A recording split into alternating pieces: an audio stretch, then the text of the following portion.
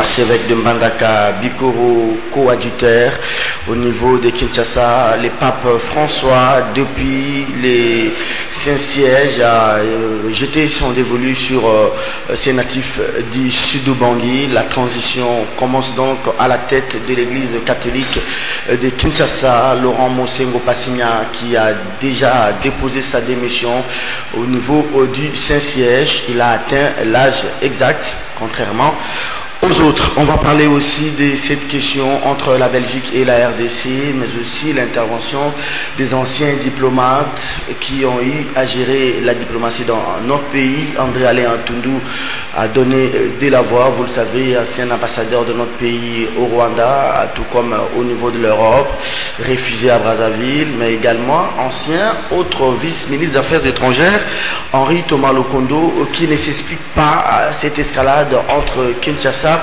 et Brazzaville. On va parler autre sujet, si le temps nous le permet. Nous allons revenir sur cette question de Jekoko. 7 sur 7, on a parlé avant-hier et aujourd'hui. 7 sur 7 qui est représenté sur ce plateau par Israël Moutala. Israël, bonjour, bienvenue.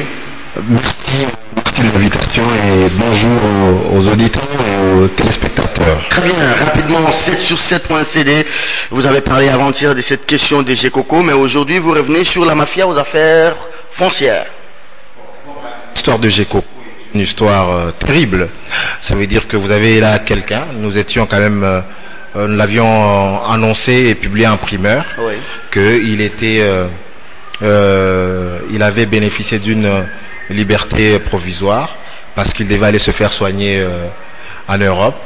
Il y a une attestation médicale de Céline Galiema qui atteste justement que il a un problème de rein et qu'ici il n'y a pas de plateau technique, donc il n'y a pas de matériel pour le prendre en charge de manière efficace. Et donc les médecins avaient conclu qu'il devait absolument et en toute urgence aller se faire soigner à l'extérieur du pays.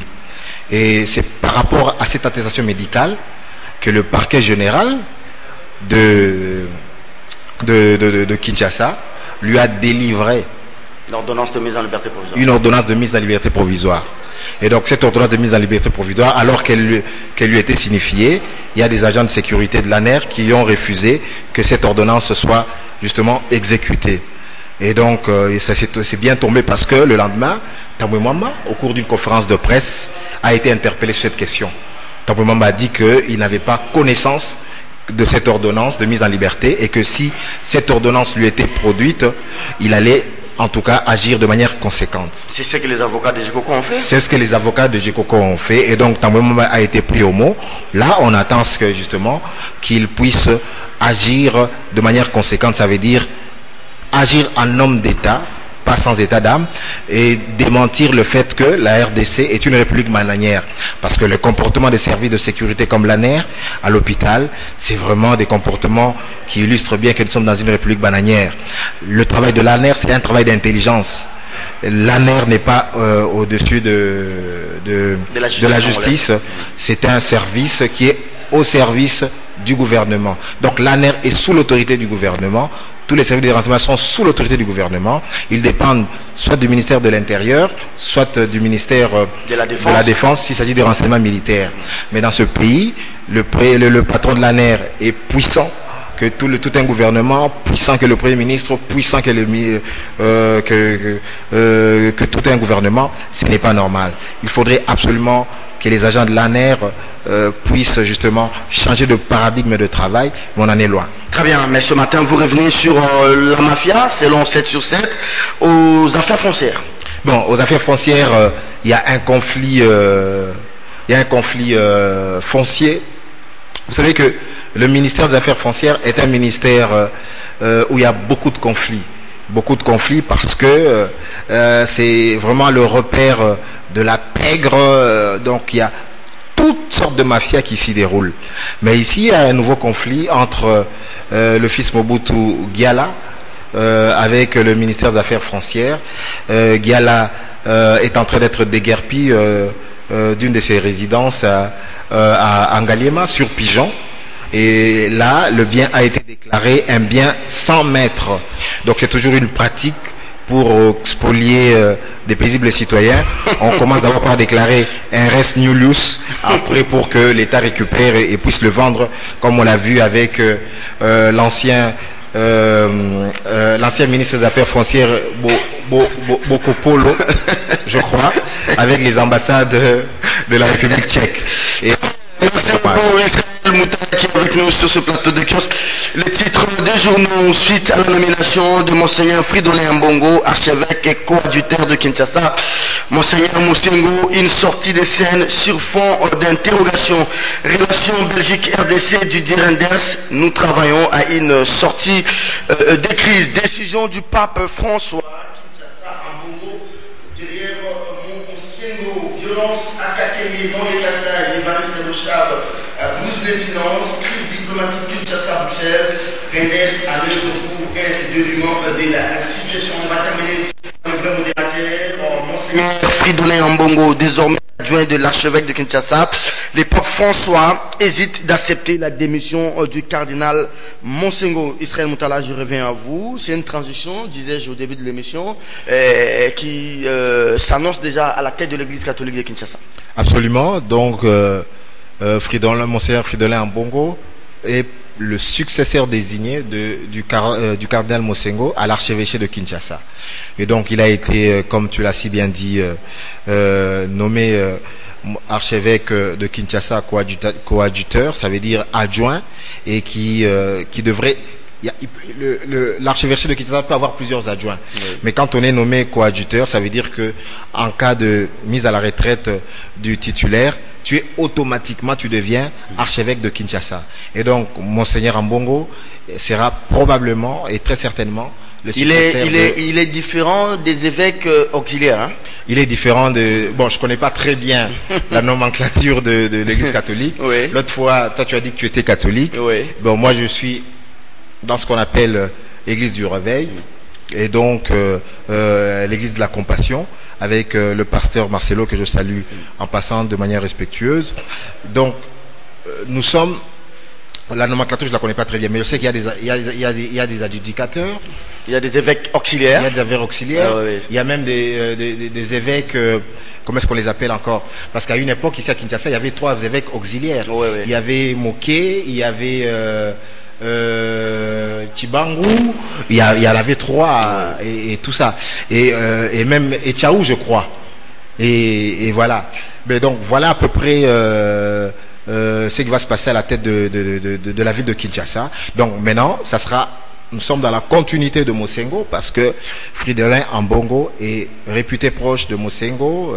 Parfois, il est même désigné comme étant plus radical que Monsengo, parce qu'il a son franc-parler, il ne mâche pas ses mots. C'est ton frère du Sud-Ubangui, donc au Sud-Ubangui, il y a un franc-parler qui détonne. 58 ans, il est de la congrégation de frères mineurs franciscains. Ils n'ont pas de paroisse à Kin, hein, à part la paroisse Saint-Gonza. Et puis, il était à la tête de l'archevêché de Mbandaka Bikoro, d'abord, et après, il vient comme président de la commission Justice et Paix. Il a aussi piloté avec son collègue Outembi Marcel les négociations de Saint-Sylvestre. Mais en Bongo, on les connaît aussi très dur, vous l'avez dit. Et je me dis, pourquoi avoir choisi aussi un dur comme Monsengo afin de succéder à Laurent Monsengo? Bon, moi je pense que d'abord le choix de Ambongo démontre l'influence qu'a le cardinal Monsengo auprès du pape. Parce que le pape, il n'a pas un tableau sur toutes les personnalités locales qui peuvent justement succéder à une personnalité comme Monsengo. Donc souvent le pape, il fait quoi? Il avalise les propositions de ses collaborateurs. Et donc je pense que c'est le cardinal Monsengo ici qui a porté la candidature de Fridolin Ambongo auprès du pape. Et donc le pape n'a fait que entériner ou avaliser le choix porté par le cardinal Monsengo. Très bien, merci beaucoup. On va revenir sur le parcours de Fridolin Ambongo, très proche de Bemba aussi. Hein. C'est les cousins, ils sont tous de Kungu, même territoire. Ça fait pas Ça vous inspire aucun commentaire? Si, mais enfin, ça montre justement, bon, ça montre, on peut justement, à partir de ses origines, à partir du fait qu'il a dirigé par le passé la commission Justice et Paix de l'Église catholique, qui est une commission très importante, qui est très au fait de la situation politique, de la situation des droits de l'homme. À partir de tout ça, on peut avoir une idée de l'homme. Ses prises de parole, on sait que c'est quelqu'un qui a des idées tranchées et tranchantes, et qu'il ne mâche pas ses mots, il n'a pas peur, donc voilà. Donc tout ça a fait dire justement au secrétaire général adjoint du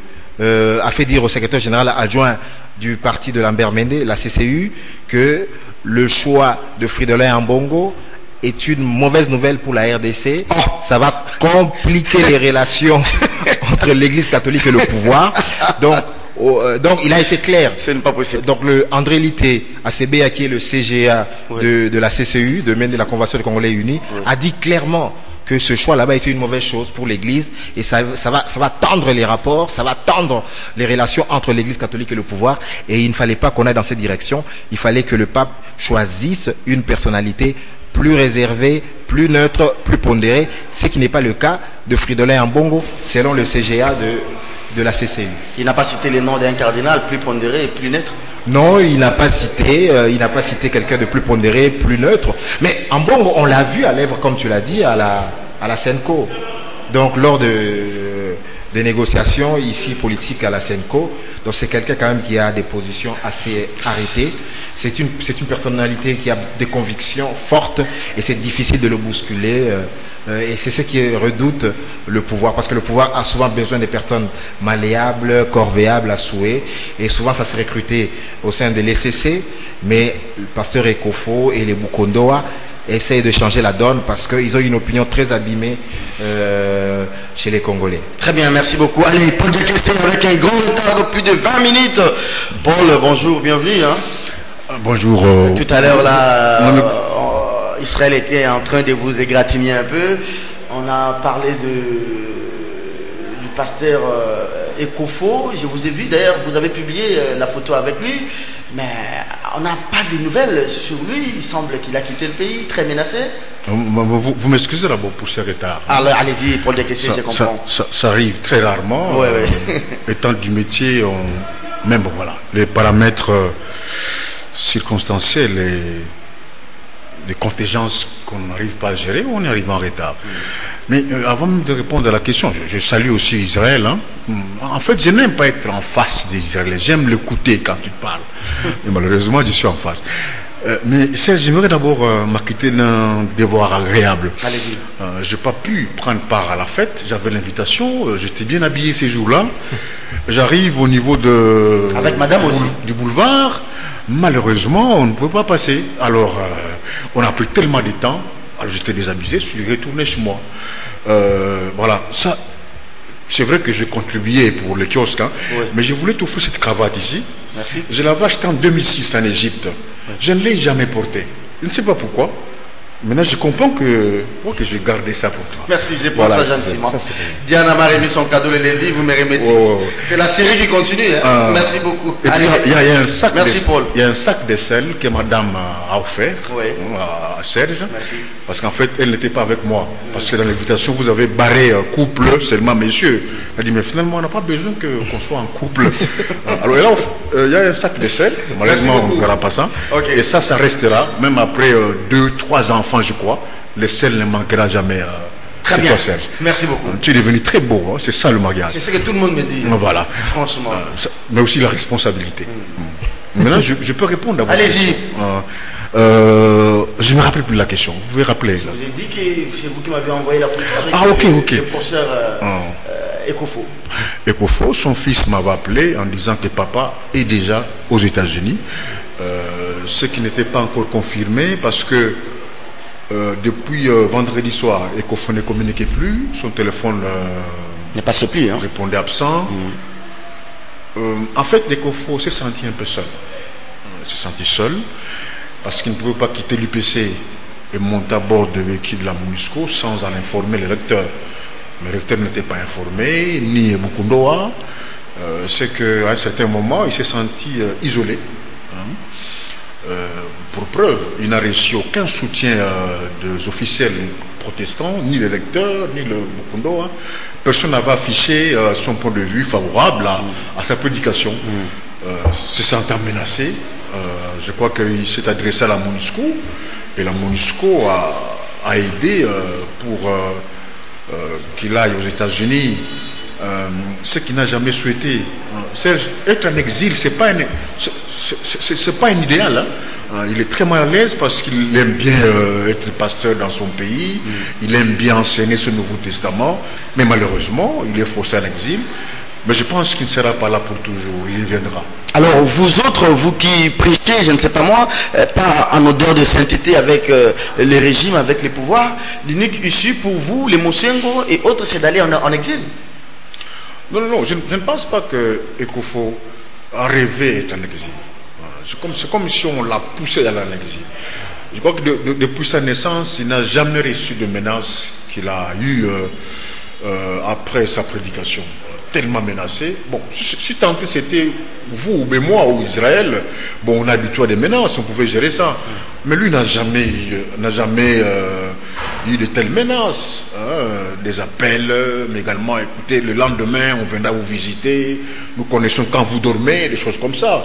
Je crois qu'il n'a pas pu supporter, et ses enfants ont fait pression pour qu'il aille là-bas. C'est pas un choix. Il a été forcé pour aller en exil. Alors, Mosengo n'est pas en exil, Mosengo est allé... Est-ce que cette action ne met pas en porte-en-faux, j'ai posé la question hier aux confrères, entre l'Église et les régimes, soit les fidèles de l'ECC? On n'a pas vécu ces moments un peu tumultueux il y a 12 ans sous l'archevêque, le Marini Bodo. Hein. Non, mais je pense que la situation des catholiques par rapport au régime n'est pas la même des protestants par rapport au régime. Les protestants n'ont jusque-là mené aucune action de grande envergure. Les protestants ne sont jamais prononcés en faveur ou en défaveur de Marx. Parce que la personne habilitée pour se prononcer, c'est Mukundo. Il n'a jamais fait. Ou peut-être que les laïcs, mais les laïcs ne sont jamais prononcés. Peut-être qu'en soumet, les protestants soutiennent le marche catholique sans pour autant se déclarer. Est-ce que les protestants seront d'accord, seront heureux de voir que leur pasteur a fui parce qu'il est menacé par les régimes? Bon, je pense que Ekofo, après sa prédication, n'était plus seulement pour les protestants. Hein. Voilà. Même vous, catholiques, Israël, c'est protestant. Vous vous reconnaissez en ce qu'il avait dit. Voilà. C'est que c'était devenu une opinion qui réunissait la majorité des Congolais. Mais en tant que protestants, on s'est dit, bon écoutez, c'est quand même un peu... c'est pas tellement bon qu'Ekofo aille en exil, parce que quand Ekofo va en exil, clairement, on se rend compte qu'il était isolé. Hier encore, j'étais avec quelques pasteurs et puis qui disaient non, mais écoutez, il ne faut pas faire de la politique, il ne faut pas que nos paroisses. Il y a la peur, la crainte. Mais qu'est-ce qui justifie ces silences de la direction de l'ECC, mon grand frère Bokundo?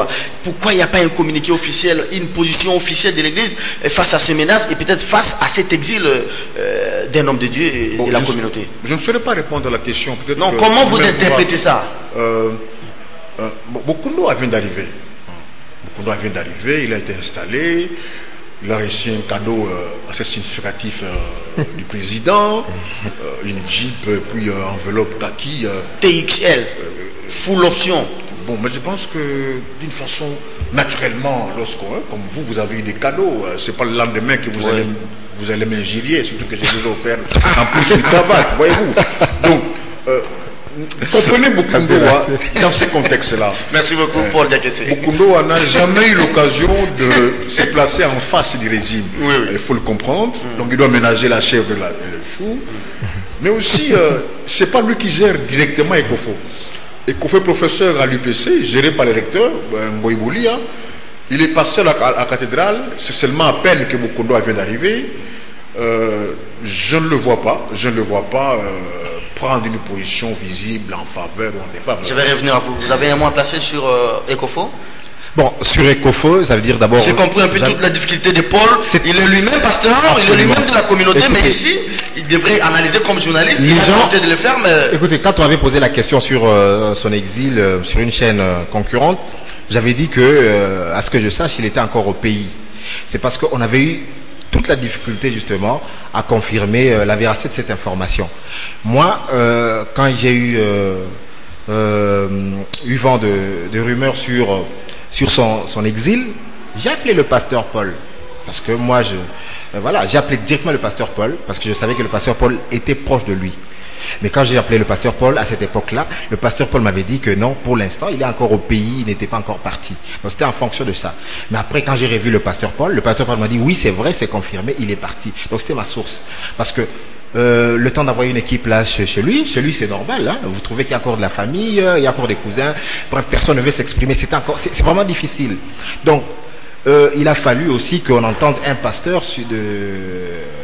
un pasteur protestant en France pour justement confirmer effectivement qu'il s'est exilé.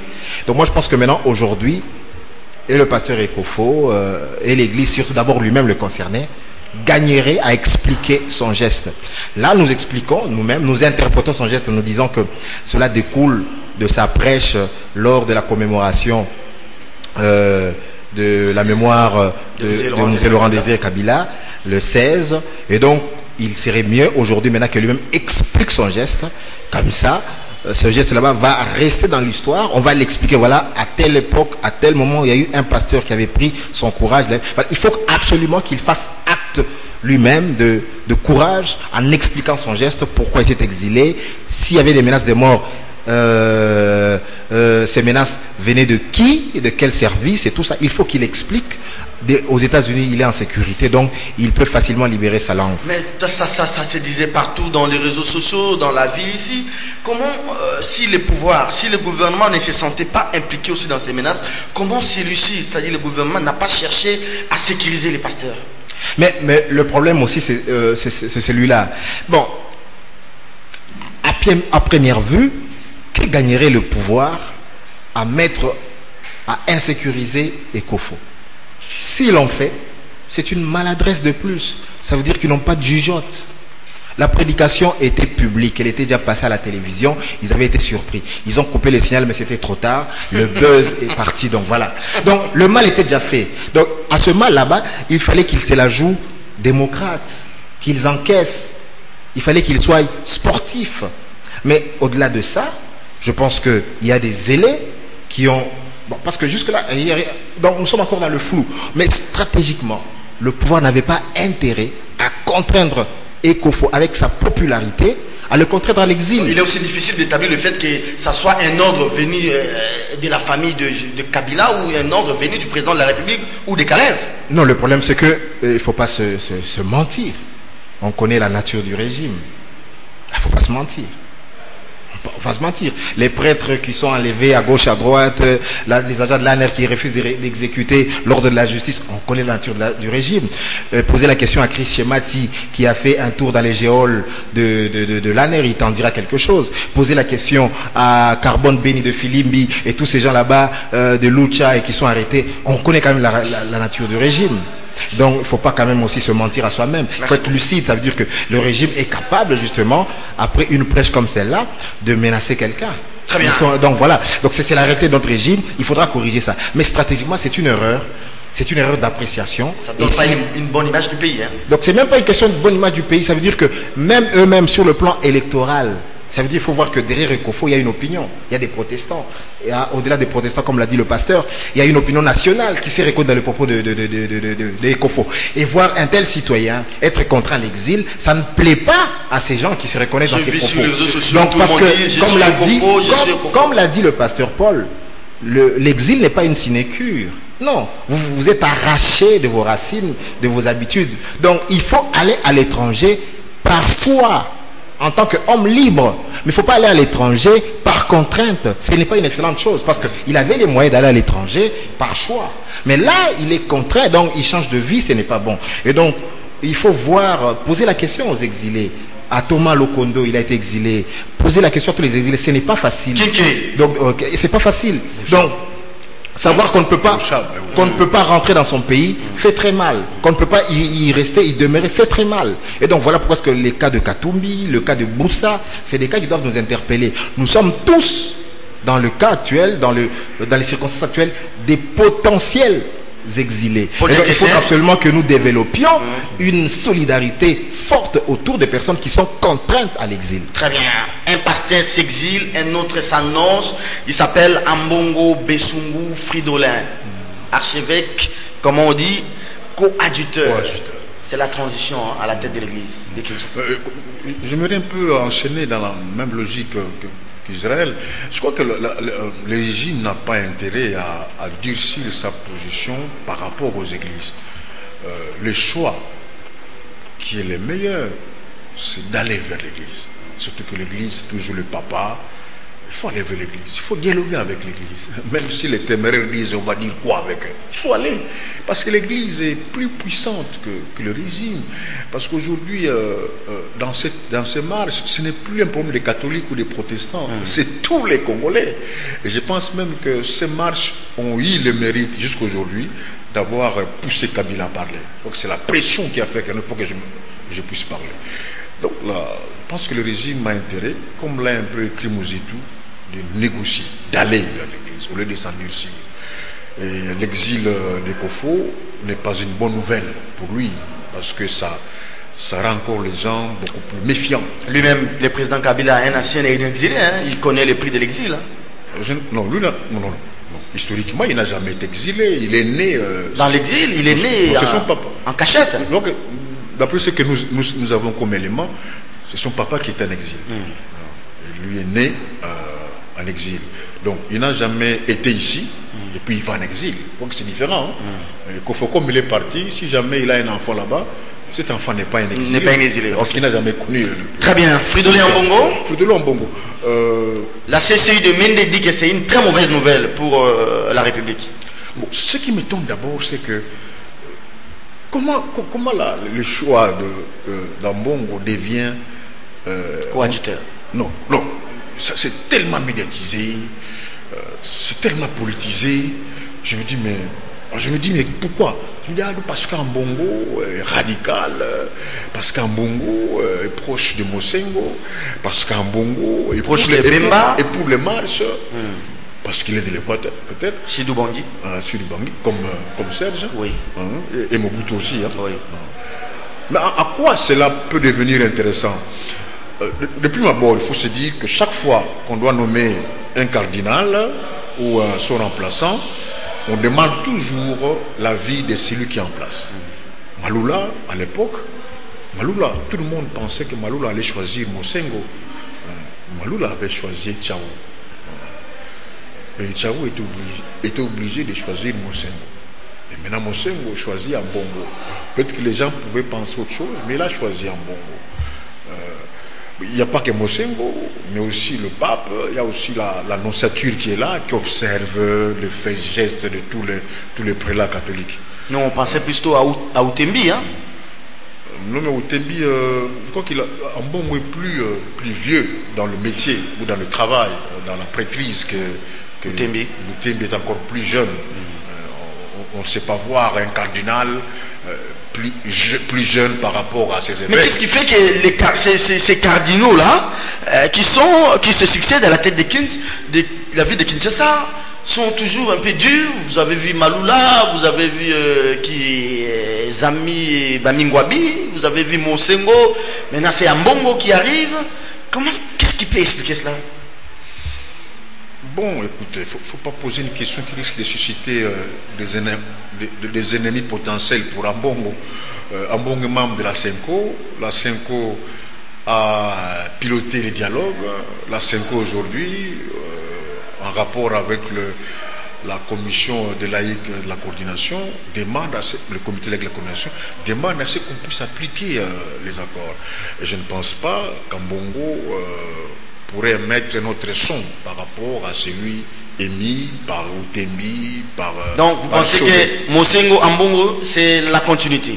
Je pense que Mosengo est beaucoup plus virulent qu'Ambongo.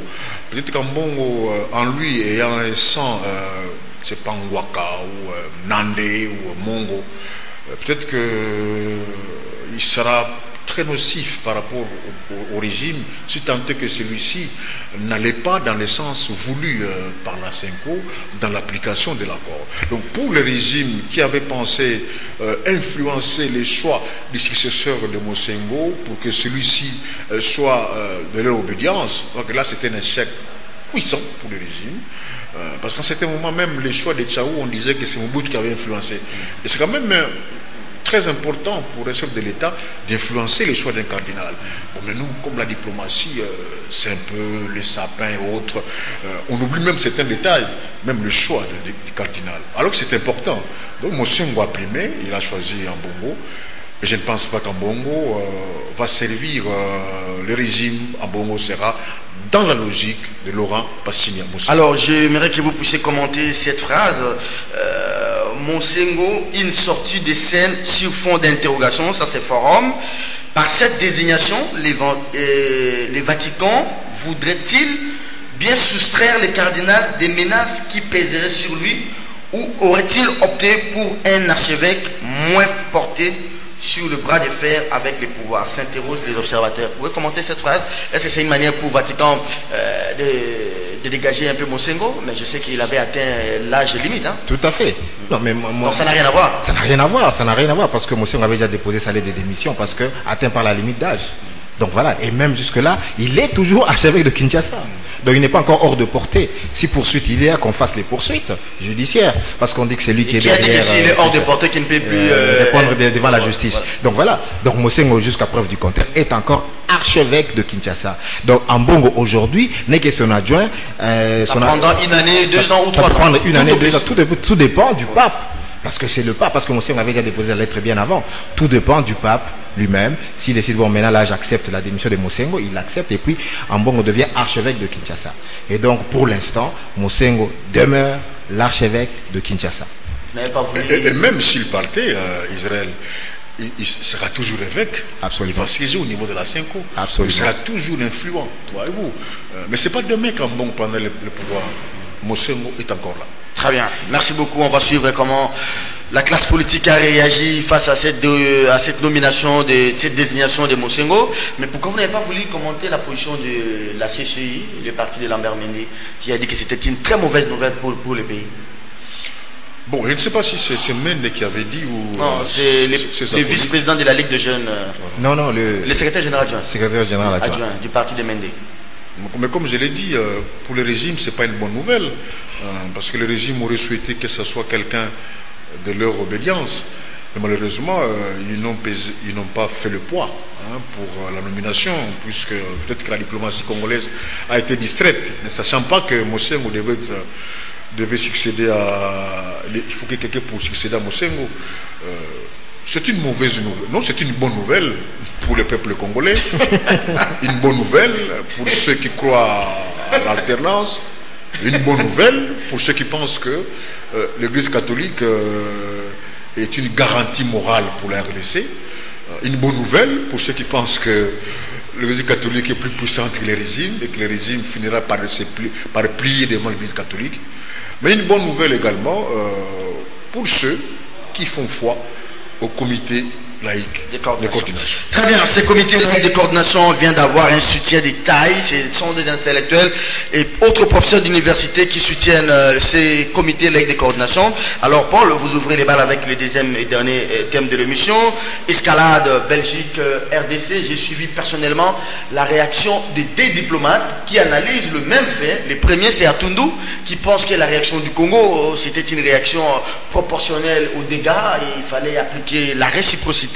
Mais par contre, j'ai suivi un autre diplomate, ancien vice-ministre des Affaires étrangères, Henri Thomas Lokondo, lui, qui ne s'explique pas, l'élu de Mbandaka, il est d'ailleurs de la majorité, ancien vice-ministre des Affaires étrangères, qui ne s'explique pas un peu cette position du gouvernement pour quelques maudites sommes de 25 millions que la Belgique a coupées et on commence à prendre des mesures de rétorsion. Vous avez cité Thomas Lokondo. Je me pose toujours la question, pourquoi il ne rejoint pas les G7? Pourquoi il n'a jamais été exclu de la majorité? Parce que ces prises de position sont diamétralement opposées aux positions générales. Ça fait la démocratie au sein de la majorité. Oh, pour peu, est-ce qu'il y a aussi des débats au sein de la majorité, des débats libres et démocratiques. Si ça a été le cas, le Kamitatou et le Moïse et le Tondela ne seraient pas chassés de l'AMP. Je ne pense pas qu'il y ait vraiment des moments de débat, parce qu'on ne justifierait pas les tribunes de Mouzitou s'il y avait débat au sein de la majorité. C'est que la majorité, c'est comme si c'est la pensée unique, c'est Kingakati, c'est l'autorité morale. Ce qui est vraiment à l'antithèse d'un parti politique ou d'une plateforme de regroupement des partis politiques. Alors pour répondre à votre question, quand la Belgique et la RDC doivent arriver à ce niveau, d'abord je salue toutes les analyses faites au sujet de ça par le confrère qui succède sur cette table. Mais je ne pense pas que le moment a été bien choisi pour être en conflit avec la Belgique. Mais je me dis également, pour la RDC, c'est un peu l'adversaire le plus faible. Parce que je ne vois pas la RDC s'attaquer à l'Allemagne, à la France, à la Grande-Bretagne. Mais une façon de montrer que nous existons. C'est un peu la logique du point de presse de Kabila qui a bombé les torses face à la Belgique. C'est toujours la même chanson avec Lumumba, avec Mobutu, avec Laurent Mzee Kabila, avec Kabila. La Belgique n'est pas un grand pays au niveau européen. La Belgique n'est pas une puissance comme la France, comme la Grande-Bretagne. Mais la Belgique, c'est le centre de l'Europe, c'est le cœur de l'Europe. Et quand touche la Belgique, c'est un message que Kabila veut lancer à l'Europe. Ajoutez à cela aussi un peu la guerre d'intérêt au niveau de l'Europe entre la France, l'Espagne et la Belgique. Parce qu'aujourd'hui, la position française n'est plus comme celle à l'époque de Hollande qui est venu ridiculiser, humilier Kabila dans son pays. Macron, c'est un peu les affaires. Aujourd'hui, Total et l'exploitation des pétroles au niveau de littoral, au niveau de lac de l'Est, intéresse Total. Donc la France a beaucoup d'intérêt économique au Congo, au point qu'elle n'aimerait pas être en porte-à-faux. Aussi l'Espagne qui veut prendre le projet de barrage d'Inga.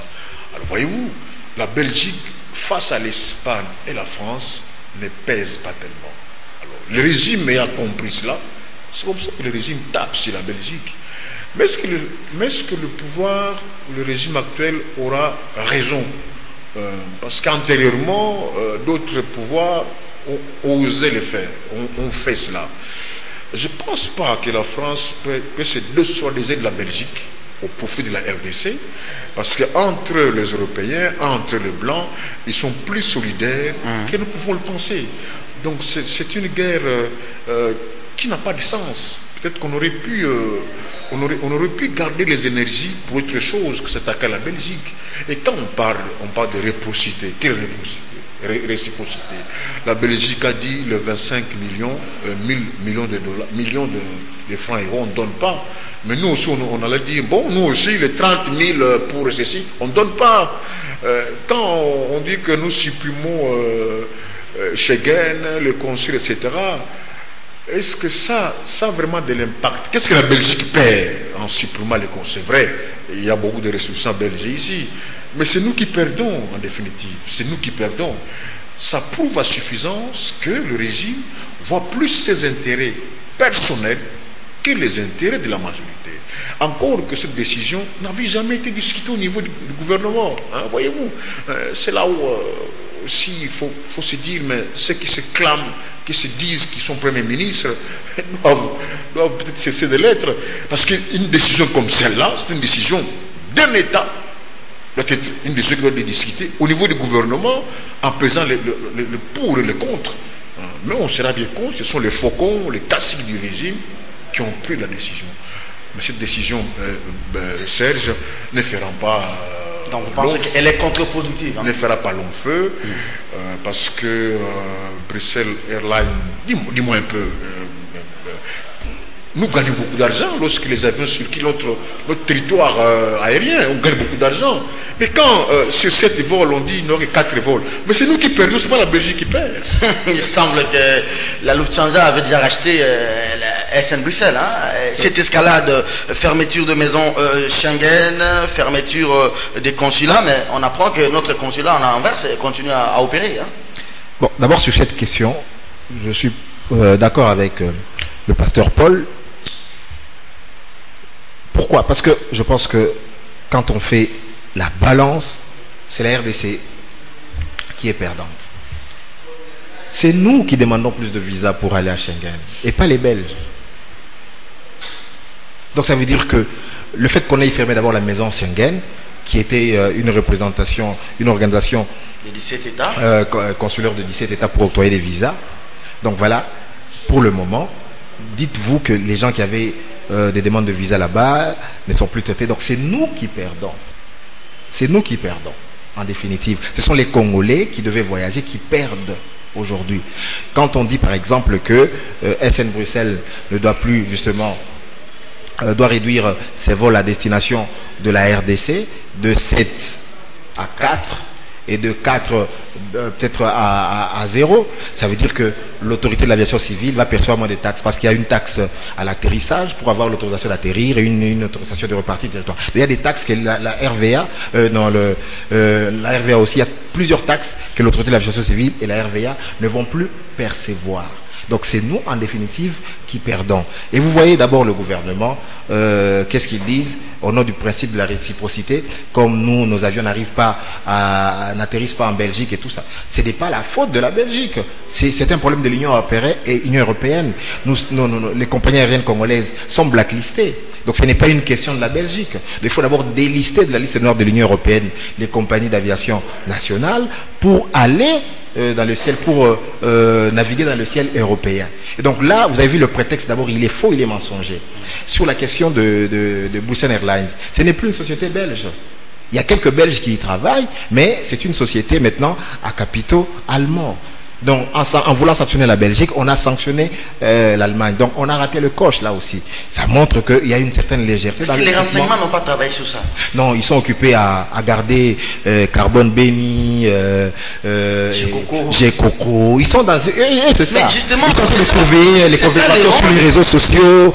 Ils sont en train de surveiller les conversations téléphoniques. Ils sont en train de surveiller... Comment on fait nommer à un président de la République des morts? On appelle ça service d'intelligence. Ici, on n'est pas dans un service d'intelligence, loin s'en faut. Donc voilà, on est dans un service caporalisé qui travaille pour maintenir un système, voilà, un homme au pouvoir. Mais je crains fort, on n'a pas dit fermeture de consulat. Est-ce que la crise elle est vraiment profonde pour qu'on en arrive là? Est-ce que nous ne cheminons pas véritablement vers une rupture diplomatique? Si, on va vers une rupture diplomatique. D'abord, je fais remarquer ici d'abord que... il y a très peu d'intérêt belge ici. Donc les Belges... Parce que les Congolais s'imaginaient que ce sont eux, comme d'habitude, le gouvernement congolais. Parce qu'il va d'abord faire une différence ici entre le gouvernement congolais et l'État. Et l'État. Donc ça veut dire que le peuple congolais, Serge, le pasteur Paul et moi-même, je ne vais pas mandater le gouvernement à aller à rompre les rapports diplomatiques. Nous avons un gouvernement illégitime. Voilà, quand un gouvernement est illégitime, il doit essayer, il ne doit pas poser des actes forts. Parce que là, il engage qui? Sa base de légitimité, elle est étroite, elle est quasi inexistante. Donc, on n'a pas renouvelé notre confiance comme on devait le faire pour qu'il nous engage dûment. Donc, nous sommes dans un gouvernement de facto. Après 2 ans de qui dit que non, il engage de non. Posez la question au peuple congolais, parce que le peuple congolais, c'est lequel? C'est celui qui est descendu, qui a marché. La Belgique a rompu sa coopération structurelle avec le gouvernement. Pourquoi? Parce que la Belgique accuse le gouvernement d'avoir tué son propre peuple. Donc c'est en solidarité des marches du 31, en solidarité des marches du 21, que la Belgique a dit non, trop c'est trop, vous êtes à la base de cette crise, et même quand votre peuple marche pour exiger ceci ou cela, vous le tuez au lieu de l'encadrer, tout ça. Voilà parce que la Belgique d'abord a rompu. Dites-moi, quel est ce Congolais qui n'est pas d'accord avec la Belgique? Combien de Congolais ne sont pas d'accord? Beaucoup de Congolais se reconnaissent. Alors ici, le gouvernement monte sur ses grands chevaux dire que voilà, on nous a manqué du respect. Non, la Belgique ne manque pas du respect au peuple congolais. Elle manque du respect à Kabila, à à ses ministres et à tout ça. Voilà le vrai problème. Donc, il ne faut pas qu'on confonde les gens qui animent, les animateurs des institutions aujourd'hui, qui n'ont presque pas de légitimité, et le peuple congolais. Il faut faire la part de choses. En tout cas, moi, je ne me reconnais pas dans les décisions prises aujourd'hui par le gouvernement congolais. J'estime qu'il n'est pas en droit de m'engager. Très bien, merci. Et donc, sur cette question, donc, là où je suis d'accord avec Kabila, c'est la question de la sémantique. On ne peut plus appeler les Belges Noko, on les appelle les cousins, parce que Noko, chez les Bakongo, c'est quelqu'un qui a une position d'autorité, une position éminente. Et donc, nous sommes un peuple qui tend, qui cherche à devenir mature, à devenir souverain, et donc on ne doit pas appeler un peuple qui nous a colonisés de Noko, on doit les appeler cousins. Là, je suis parfaitement d'accord avec Kabila. C'est le seul point dans le contentieux congolais, là où Kabila a recadré les choses de manière pertinente. Et autre chose, on avait dit ici que les Belges vivaient de la RDC. On a pris la Gécamine, on leur a pris l'Amiba, on leur a pris Okimo, on leur a pris presque toutes leurs entreprises. Mais la Belgique est encore un pays prospère, plus prospère en tout cas que la RDC. C'est vous dire que l'effort doit être mis sur la création des richesses, sur la qualité des hommes. Parce que nous sommes restés avec ces richesses, on les a dilapidées, on les a pillées et on n'a pas pu faire reculer la pauvreté. Donc aujourd'hui, c'est un faux débat de penser que la Belgique, pour sa survie, dépend de la RDC. Non, la Belgique est un pays prospère qui a un budget au-delà, largement supérieur à celui de la RDC. Et donc, aujourd'hui, les 25 millions qu'on minimise de coopération, vous avez vu, si on les avait si minimisés, ça n'allait pas amener une telle riposte. Parce que, je rappelle encore ici, Kinshasa, avec 10 à 12 millions d'habitants, a mobilisé en 2017, en termes de ressources propres, l'équivalent de ce que la Belgique a retiré comme aide directe au gouvernement. Mais vous parlez des millions. Est-ce que si Kokonyang rembourse l'argent du FPI, si King qui rembourse, s'il y a encore qui, ancien du MLC là, Kambinga qui avait pris 450 000 et quelques dollars, si Kambinga rembourse, si Emile Ngoïmoukena rembourse l'argent là, est-ce que ça ne peut pas faire ces dons là? C'est à cette question que Gabriel devait répondre à son point de presse. Lorsqu'il dit qu'il n'a pas pu changer les Congolais, peut-être qu'il a raison. Mais comment il continue à garder les gens dans son entourage qui ont trempé dans la mégestion Tout à fait. Et il ne dit rien. Ce sont parmi ses grands supporters. Et ce qui est grave, il dit, ses voisins lui posent la question, comment tu laisses les journalistes et beaucoup de médias? Et moi je dis, pourquoi ces voisins-là ne lui posent pas aussi des questions? Comment il y a des gens dans ton régime qui volent l'argent et tu le laisses? Ah, vous avez si bien dit. Il ne faut pas que je m'arrêterai là. Mais j'aimerais revenir un peu à ce que Joël l'a dit, que le gouvernement, c'est vrai, il ne faut pas que le gouvernement se confonde dans l'État. Et même nous, quand nous parlons, ne disons pas toujours, mais non, l'État ne fait rien, l'État, c'est ça. Non, c'est le gouvernement, parce que l'État, c'est moi, c'est vous et les autres. Israël, même si le gouvernement était légitime, mais une décision aussi grave que celle-là ne peut pas être prise par un ministre ça va être discuté en conseil des ministres. Par son chef de parti. Se discuter d'abord au niveau du gouvernement et ensuite au Parlement. Il faut que le Parlement se prononce de l'opportunité d'une telle mesure. Surtout que cette mesure va défavoriser plus les Congolais que ceux qui ont pris cette décision-là. Ceux qui devraient aller étudier, qui devraient aller continuer les études à Bruxelles ou soit à l'espace Schengen, ils vont faire comment? Se faire soigner. Ou ceux qui ont des parents ou des mamans, la famille en Belgique, qui sont nombreux. Absolument. Et Serge, moi et vous, Israël, nous sommes seulement Congolais, mais ceux-là qui parlent là, ils ont de double nationalité, il y a des Belgo-Congolais, des Francs-Congolais. Il faut que la presse, aujourd'hui, nous puissions être capables de dénoncer cela, de nos confrères, parce que j'ai l'impression, Israël, nos confrères qui sont français, congolais, quand ils parlent, par exemple, de l'alternance ou des élections, ils n'ont pas le même souci que nous. Parce qu'aujourd'hui, moi, si ça pétait aujourd'hui au pays, je ne resterai qu'ici, mes enfants sont ici, ma famille est là, etc. Mais les autres là, ils vont aller rejoindre leur nationalité respective. Et je vois que cet effort, nous devons commencer à le faire, dénoncer les confrères de la corporation qui ont deux nationalités et ils n'ont pas le droit de parler de questions nationales comme les élections, comme l'alternance. Parce qu'ils avaient voté ici, hein. Parce que eux ne sont pas congolais comme nous. Donc ils n'ont pas le droit d'en parler, ou même d'appuyer ou de ne pas appuyer. Il faut les dénoncer. Et moi, je commencerai le jour où vous allez me donner l'autorisation. Alors s'il faut revenir à cela, la décision de la Belgique, ne donnons pas aussi l'impression que voilà, nous sommes pro-belges, nous sommes contre le régime, parce qu'en fait, en tant que Congolais, on ne peut être que solidaire aux décisions prises par nos dirigeants. Mais pourvu que ces décisions soient avantageuses pour nous, le peuple. Mais quand on se rend compte que maintenant, pour avoir le visa de la Belgique, il faut aller à Brazzaville, il faut se battre. À l'époque, on se mettait au rang, sous le soleil pour attendre le visa. Chacun nous facilitait les choses. Est-ce qu'on a tenu compte de ça? Non. Mais également, aujourd'hui, pour plusieurs ONG et les hôpitaux qui fonctionnent grâce à l'appui de la coopération belge, ils vont en souffrir. Est-ce qu'on a tenu compte de ça? Donc, c'est pas parce qu'un individu est mécontent de la Belgique qu'on doit emballer tout le monde. Et surtout qu'aujourd'hui, ça sont des décisions des dictateurs à travers le monde.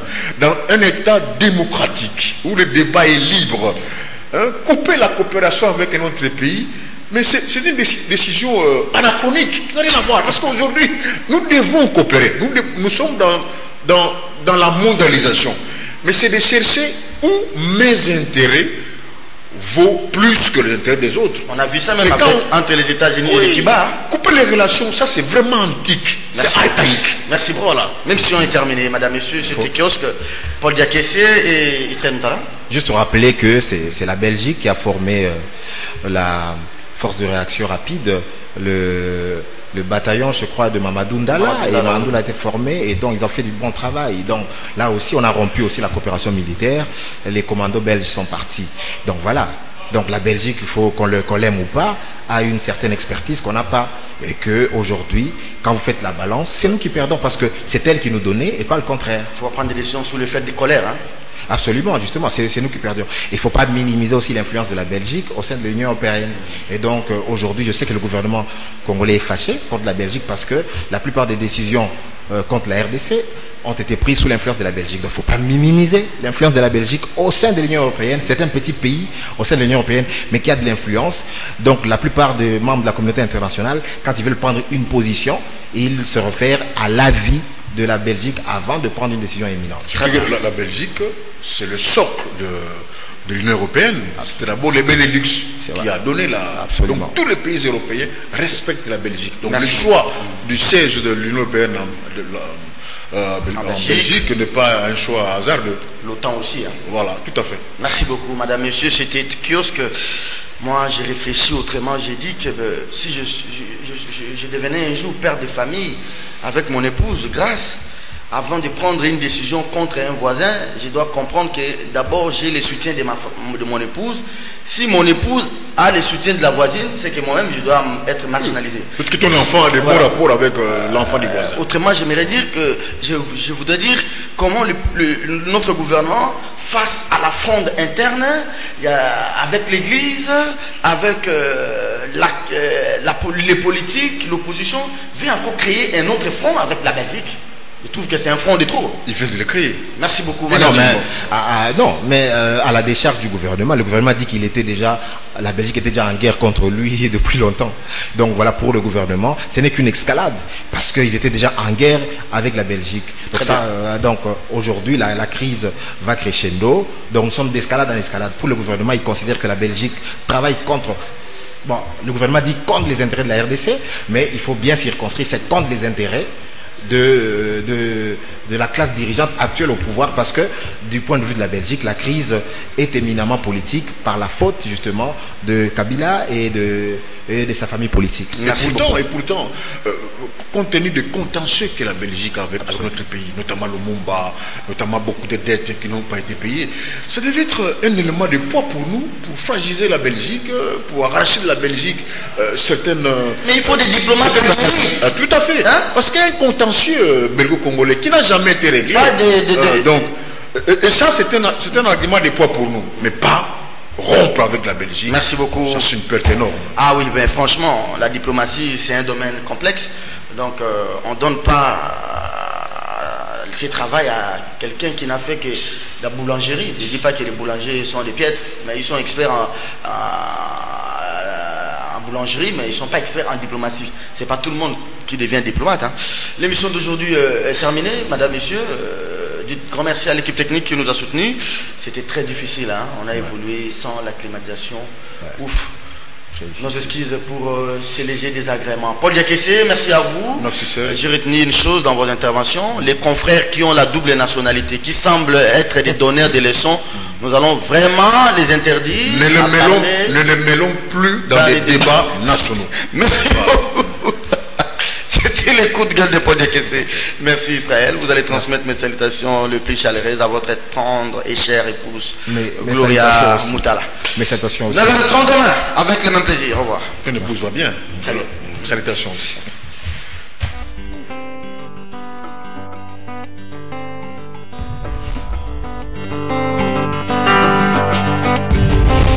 Tango,